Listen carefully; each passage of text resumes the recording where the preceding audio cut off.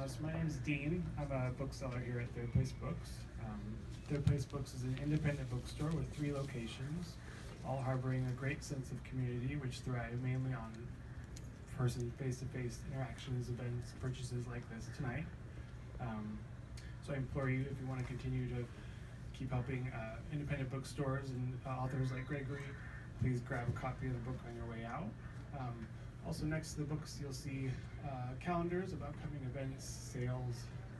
Do a lot of stuff here in the Commons. There's live dancing on the weekends, music, live dancing. Language, canasta, all of it. And also next to that is the newsletter sign up. One story I like to tell is we had Julie Andrews for an author event one year, and she had a cap of 200 people, no more than 200, and so everybody who signed up for the newsletter got the heads up, and other people were very upset. So please do sign up for that as well. Tonight we're here for Gregory, with a focus on strong characters set in a gripping historical context. Gregory's debut work, Love of Finished Years, has already snagged the grand prize for Best Book of the Year and the Canticleer Review International Writing Competition, as well as the Chaucer Award for Best Historical Fiction. Gregory is a local author based in Seattle. He's an avid tango dancer and violinist, and he's here tonight to talk about his new debut novel. So please help me welcome Gregory Eric. Thank you. Well, first of all, thank you so much, everyone, for coming. This is just amazing to see you all here, and thanks also to First Place Books or Third Place Books for having me here. It's really an honor to be here, and yeah. So this has been a long time coming. I first wrote this story 15 years ago, but as anyone who has written a novel will tell you, writing a story is only the beginning.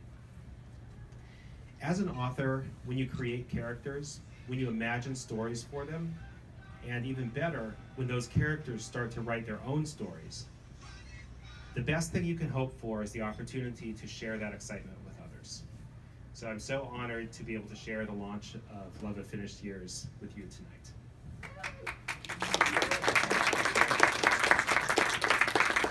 There's a few seats up here, Beth, if you want. Over these 15 years, Elsa, the heroine of this novel, has become a very personal character for me. I relate to her more now than I did when we first started this journey together. Elsa came to America in 1905 with what she considered to be a humble dream. She wanted an education. Unfortunately, there was no money for her family to send her to school. She had to work in the sweatshops instead. Nor did her family understand, like she did, the importance of learning to speak, read, and write English. But Elsa refused to give up her dream. She was determined to work for it, even if her parents punished her, even if she had to trade hours meant for sleeping to study after her grueling days in the clothing factory. Long day after long day, long year after long year, Elsa spent her youth doggedly working toward her dream. My dream was to write novels. Like Elsa, I have been told it was a foolish dream. Like her, I have had to work for it in the scarce hours before or after a demanding day job. The ground has shifted under my feet. In the time from first draft to published book, I have watched the publishing and book-selling industry go through a revolution, making a quantum leap away from the previous model. Indeed, I don't think it's a stretch to say that the change to the publishing landscape in the last 2 decades is the greatest change to book production and the way people read since Gutenberg built the printing press. Elsa's world changes around her too. Coming from rural Germany to lower Manhattan would have been enough of a change for anyone, but her world continued to shift around her. Some of the changes were helpful to her in pursuing her dreams. Unions began to form, pushing for changes to the horrible working conditions she endured. Women grew closer to winning suffrage. Some of the changes made life harder for her. Anti-German sentiment was strong in America during the First World War. Ultimately, the societal expectations of a working immigrant woman were far different after the war than when Elsa first arrived. I think that Elsa's experiences mirror what many people have felt during their life's journey, starting with the hope, the dream of something better, going through the darkness of doubt, discouragement, even despair, watching your world change in ways you never could have anticipated, and ultimately finding something that makes it all worthwhile. I once had a friend tell me that he doesn't like to read fiction because he only wants to read about real life. To me, that's what novels are. Seldom can the same depth of character and humanity be portrayed in nonfiction as comes through in novels. I love to write fiction because I feel I can portray much more through a character like Elsa than I could show in another format. I love reading fiction because good characters inspire you and stick with you. They teach you things about life, sometimes through their virtues, often through their shortcomings. You remember them forever. A good story is fun, but a great character is enlightening, sometimes life-changing. I'm not presuming to lump Elsa in with the transcendent characters of past novels. Elsa's ambitions, after all, were pretty small to start with. But I do hope that she sticks with you, reminding you that no dream is too large or too small if you're willing to work for it. Love of Finished Years is set in the time leading up to and encompassing the First World War. This era has always fascinated me, and I think it is undercovered in literature and cinema, especially when compared with World War II. Growing up, this always made me curious about World War I. I used to ask people what it was all about, and never really got a satisfactory answer. It didn't make sense to me, and this inspired me to start studying both the war itself and the world of that time. What amazed me were the parallels between that time and our own. History, of course, tends to be that way. Some truths are universal throughout time. Human nature is certainly a through line across all eras and cultures. It is sometimes comically, often tragically predictable. World War I, in many ways, ended an era of world history and launched another. For the United States, it was the event that began our country's involvement in foreign conflicts. With the hindsight of victory, it is easy to forget how controversial our involvement was in both world wars. Whatever your viewpoint on American foreign policy, past and present, may be, it is fascinating to look at the politics around World War I and the way it has shaped national and world policy ever since. This novel is about an immigrant family from a country, Germany, which was considered hostile to the United States. Their experience in the 1910s has parallels to the experiences of many immigrants in America today. The setting of this novel was also during the time of women's fight for suffrage, as well as fair and equal working conditions. The garment factory district in New York City was the epicenter of this struggle. Specific issues have changed over 100 years, but many parallels remain. We have made great progress as a nation, yet some of the same battles for equality are being fought today. The 1910s, with its Great War, was a dark time in history. A generation was literally wiped out from Europe because of the hubris of world leaders. They all had big buttons. That worked. But that was also a time of great hope. From the ashes of war came great progress, especially in this country. It took dreamers like Elsa to believe that a better world was possible. We need dreamers like her in our own time. People with the boldness, each in their own quiet way, to work for a better world. Love of Finished Years is a story about perseverance and endurance. It is a story about friendship and loyalty, as well as their darker cousins, envy and betrayal. It is a story about passion and courage. It is a love story. Most of all, it is a story about a girl who dreamed of a better future and who was willing to work for it. I hope you enjoy reading Love of Finished Years. I hope the character of Elsa inspires you to work hard for your dream, no matter how foolish that may seem. Now, does anyone have any questions after I've introduced it? Yes, Mike. So I haven't read it yet, so I don't know But how did you come up with the title? I noticed a poem in the front here that references a line in the poem set. What's the significance of that?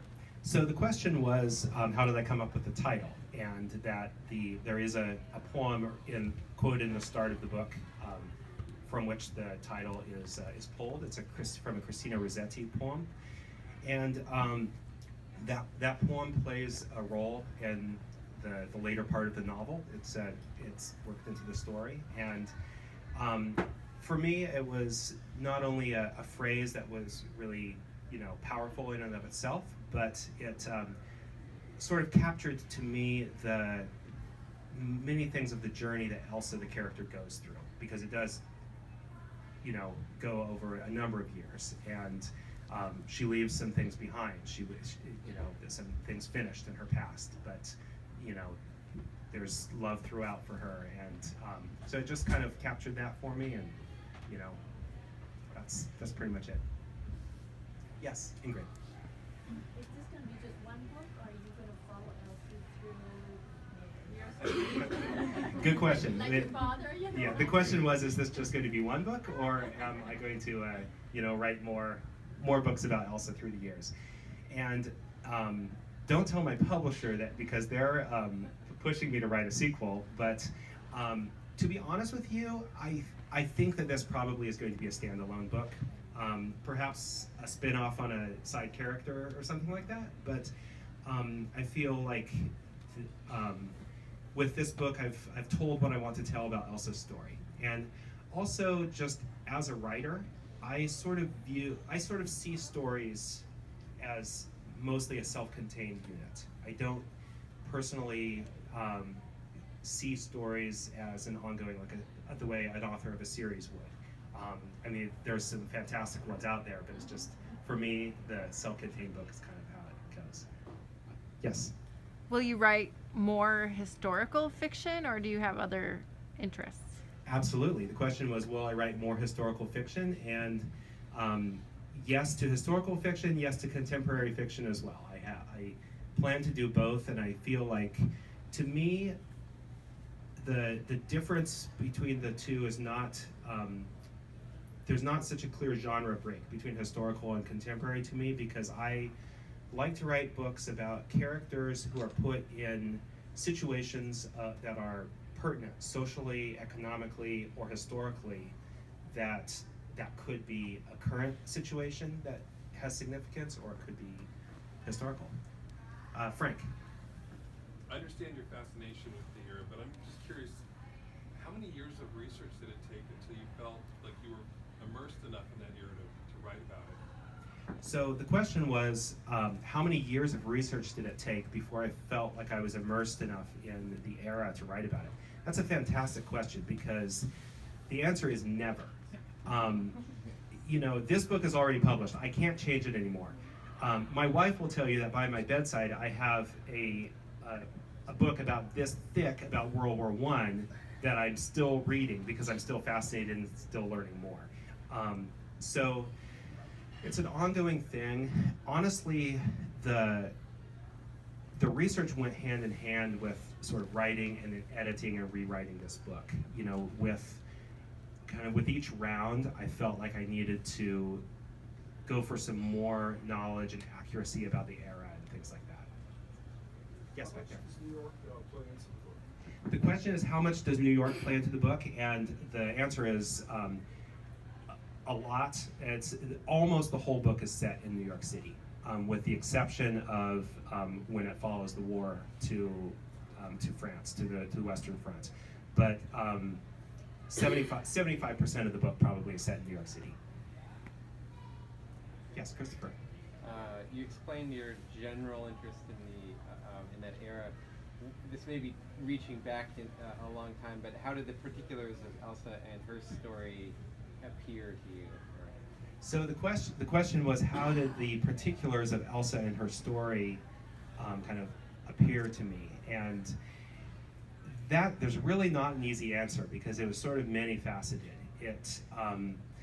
And some of it, having been so long ago, I don't even remember the inspiration behind it. But her being a German immigrant that has some personal meaning to me because I spent some time as a boy in Germany, and so I'm very interested in that culture. Part of it was being fascinated with the immigrant community in the early 20th century, with through Ellis Island and the Lower East Side of Manhattan, and just reading about that, reading a lot of novels that took place within that time period, and then as far as how the story went, I kind of thought of the character first, and then the story, she kind of wrote her own story, because once you, and there's, I've talked about Elsa, but there's really, she's the protagonist, but there's two other characters who are very, very prominent. And so the three of them, as their lives kind of started to intertwine, the story just kind of went where it had to go based on those characters. And so it kind of, it was a long process. Yes? I heard that you, before it was published, it was already like an advanced reader version of it circulating with book clubs. Can you talk about that a little? Sure. So as you can see, it's already won a couple of awards, which for me was kind of the avenue to getting it published. It was just, rejection letter after rejection letter until that, and then winning that award was kind of what opened the door. It has also been already picked up by a pretty substantial book club based in Texas, which is really exciting that they're going to, have it be read by all of their chapters, and that should help, spread the word about it and things like that. So it's it's already getting some good buzz. Yes. Could you talk a little bit about the award and kind of what emotions you were going through when you found out that you won? Sure. Yeah. So I entered it into the annual book awards of the Chanticleer Reviews, and they have many categories. They have about a dozen categories, and one of them was historical fiction. And so it won the historical fiction award, and then won the grand prize across all genres for that year. And it was very emotional for me, and I think the main thing for me was that it was very validating. Because after so many years of, receiving form letter rejections from literary agents and publishers, to have it, win what was a fairly prestigious award, it just was validating to me as a writer to tell me to, keep going, keep working, and it's been 2 years from that point to this, because that's how long publishing takes. And but yeah, it was very validating and encouraging. Yes? I'm always interested in resources, of course, but did you use like maps from the time period, directories and stuff like that to give you a sense of the actual physical place that you didn't visit? So the question was, did I use maps or what other resources to research the physical places that I didn't actually visit? And yes, some. A lot of, for the war portion, just a lot of history books, which usually have good maps in them, things like that. For the New York section, I'm very familiar with New York City, and so that was kind of easy, but when there was something I didn't know, or a lot of what I had to do was double check what was there in 1912 versus what's there now, and that there's not a lot of maps available for that kind of thing, but lots of just accounts by people in the area. That was probably more valuable to me than anything, accounts of people who lived there at the time. Yeah. So did your time you spent living in New York change how you wrote New York? Yeah. The question was, did the time that I spent living in New York, and I lived in New York for a little over a year, a few years back, did that change my perspective and my work on it? And actually, so I said I originally wrote this book about 15 years ago, and then I tried to get it published, and then after that I set it aside for a number of years. And then I actually pulled it back out and started a new rewrite on it, a pretty substantial one, during the time I was living in New York. So yeah, it was very inspiring and helpful. Yes, Dan? Is there a specific decision or reason why you choose a male character as a center of the book? So the question was, is there a specific reason why I chose a female character as the lead for the book? And actually, so this is the first novel I've had published, but I've written quite a few other novels, and almost all of them have female leads. For some reason, I feel like I write female protagonists better, female characters better. I don't know. It's just, so that's really why, and that's the reason why, but I will also admit that I have fully embraced that because of the reality that probably 75% of readers are women. No offense to the men in the room, but it's just the reality of the marketplace for fiction novels that, that's, so for me it was a choice because I feel I write that better, but then I fully embraced that because of the, the marketplace asks for it. Yes? I'm real interested in what children are drawn to in a dream or a inclination. And I'm just wondering if you can go back and course through maybe the earliest threads for you that didn't die for you, that didn't get crushed by other people or by demands in society to be successful and make money. Or, I mean, I just would love to hear a little bit more about you going through the process as early as you can remember thinking about writing. Sure. So I think that, well, the first time I endeavored to write a novel, I was 14 years old. And I wrote this about 400-page medieval epic set in the Holy Roman Empire. It was awful.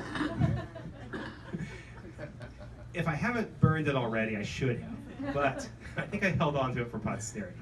But so from very early on in life, and actually my father was a career novelist. And so I grew up around literature and writing and all of this, and watching him work, watching him come up with stories. And so so that's really been a part of me since I was born, really. And I can't remember exactly when I decided I wanted to be a writer. I think it was probably when I started that book. Probably started it at 13 or so. And because so many writers when they're starting, they tell stories about how it's so hard for them to get started, get over the hump, finish a draft. For me, having watched my dad do that for years, I thought, well, that's what you do. So I started a novel and wrote a 400-page novel because nobody told me I shouldn't be able to do that. And then it wasn't any good, but it was the start of something. And then just the more times you do that, the more you learn. And so overall, this time of working on it, writing, I've written quite a number of novels that should never be published. And some of them I might go back to rework, some of them are just need to go in the dustbin. But that's all part of the learning process, working on your craft, getting better until something like this can happen. Have you thought about keeping your old ones? Because as you grow older, you go back and you can see how you started out. I mean, it would be. I've kept all of them. Sometimes, it's good to look back at them, and sometimes, I've looked at a few of the older ones and thought, maybe there's something in here that would be a good germ of a book. So I don't actually get rid of anything. Yes, Al? So when this becomes the next billion-dollar movie, what actress would you have playing? The question is, what actress would I have playing Elsa? And unfortunately, I can't answer that because I really don't watch movies or TV. I hang out in places like this, and I read books. So I don't know who the actresses are these days. I don't know what to suggest. Yes. The question is, what years does this take place in? And it starts in 1905, and it runs through the end of World War I, which is 1918. Yes?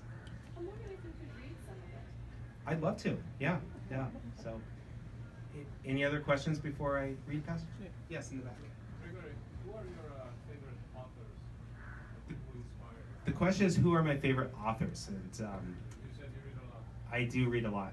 And although I do like reading a lot of contemporary fiction, I love the older authors.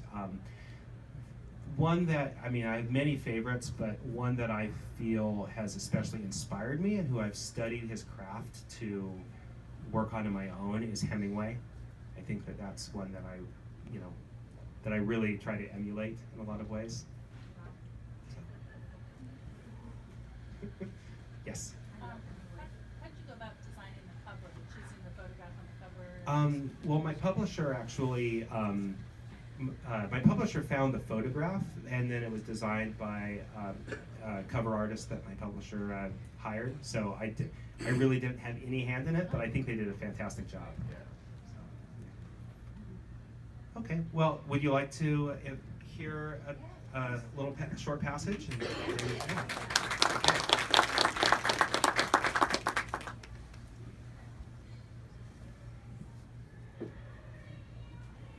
So I'm actually going to just read the opening scene.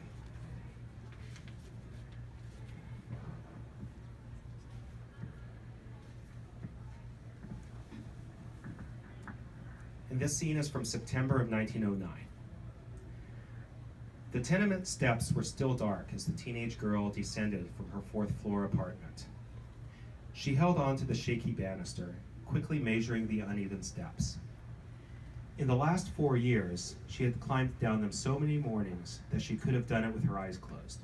She knew each sag, each crack. Elsa tried to tell herself this morning was no different from all those others, but she couldn't shake the knowledge that if she failed today, everything would change. As she opened the front door, a faint gray light entered the dusty building. The crisp air of early autumn bathed her face. There were no electric street lamps here on 3rd Street, but she could see the glow from 2nd Avenue. She headed that way. Despite the darkness, the Lower East Side was quickly coming to life. Physically exhausted but mentally alert, she pressed on into the city. She was accustomed to weariness. It had become her way of life. At 16, Elsa knew most people took her for an adult. With her brown hair, fair face, and broad shoulders, she blended easily into a crowd. Much as she might long for her sister Sonia's slender frame and delicate face, she had begun to appreciate the strength that helped her cope through these times. It was good that Sonia's factory days had come to an end. The events of this week had pushed Elsa's strength to its limits. These were supposed to be days of joy. Now it was up to her to save her family from another disaster. The windows on 2nd Avenue began to show signs of life. Shadows moved around inside unlit apartments. Dawn still came early enough to prepare for the day by natural light. In another week or two, precious cents would need to be spent to dress by gaslight. Elsa hurried down the sidewalks of the Bowery as the city awakened. The morning sun shot beneath the buildings to her left, casting a long shadow beneath the elevated railway. 2 boys pushed a cart loaded with lettuce and cabbage heads as an eager dog danced between its wheels. Soon a second cart appeared, and before Elsa had walked another block, 10 or more carts were in position for business along both sides of the street. Shop windows started opening below painted signs or embroidered banners in both English and Yiddish. Merchants in loose trousers and suspenders, most wearing yarmulkes on their heads, appeared in the shop doors. Young boys ran across the street in front of Elsa, their shoulders loaded with fabrics, bound for one of the many family-owned clothing factories that dotted the neighborhood. Elsa's gaze was drawn from the street front shops to the tenement windows above, where small clothiers would soon begin work in their apartments. She couldn't help wondering whether those family operations would offer an easier life than the shirtwaist factory where she and her mother spent their days. But these smaller shops maintained tight ethnic distinctions. While many of the clothiers who had immigrated from Germany, they all spoke Yiddish. A German-speaking girl like her was as foreign as a native-born American. Even at her factory, Yiddish was the primary language of the workers. But the business was large enough and diverse enough to give her a chance to learn the language and culture of her new country. How could she have known that they would immigrate just as the majority of the city's Germans were leaving Lower Manhattan? Elsa arrived at the police headquarters on Center Street just as it opened. An hour later, she walked out with her mother. Was hast du zu ihnen gesagt? Her mother asked. I told them the truth, Elsa replied in English. She knew her mother could understand her, even though she spoke little English herself. I told them your daughter's wedding is Sunday. They did not have the heart to keep you in. Then I told them something that probably is not true. She looked pointedly at her mother. Yeah? I promised them you would not do it again. Look at this. Elsa held up the release form she had signed in the station. Nina Schuler, arrested for disturbing the peace. She slapped the single page. You have a record now, Mother. Nina threw up her hands. Elsa couldn't help but laugh, even though she was still upset with her mother for landing in jail overnight. She folded up the page and stuffed it into her shirt pocket. Come, Elsa urged her mother forward. We must take the train. After what happened yesterday, we cannot be late. Could you not have waited a few more days? Elsa scolded once they were seated on the train.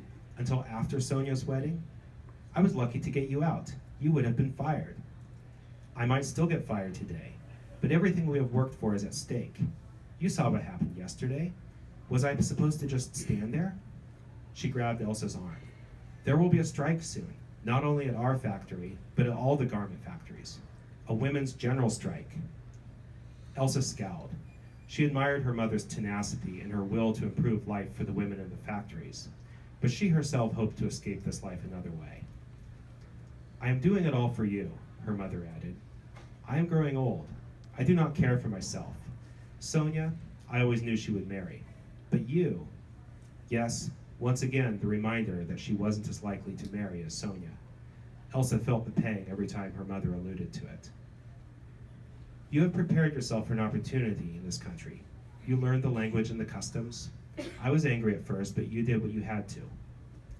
Elsa looked across at her mother sitting on the train bench beside her, then glanced down to where her hands rested on her lap.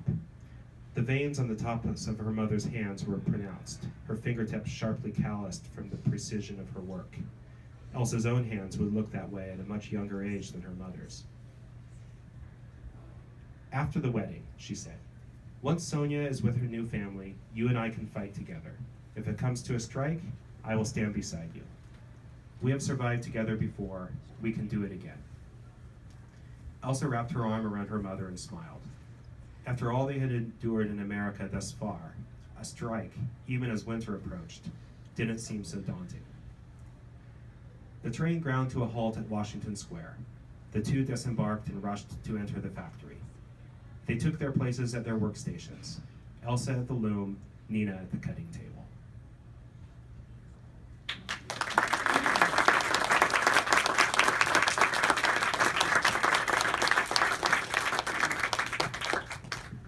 Well, thank you. I think at this point, if Dean's around, I think maybe we'll start doing some signing. I've probably blabbed on long enough. Thank you again, everybody, for coming out. You stand up if you just want to take the chair that you have and just set it in the one next to you. It's going to clear up a lot of room real quick.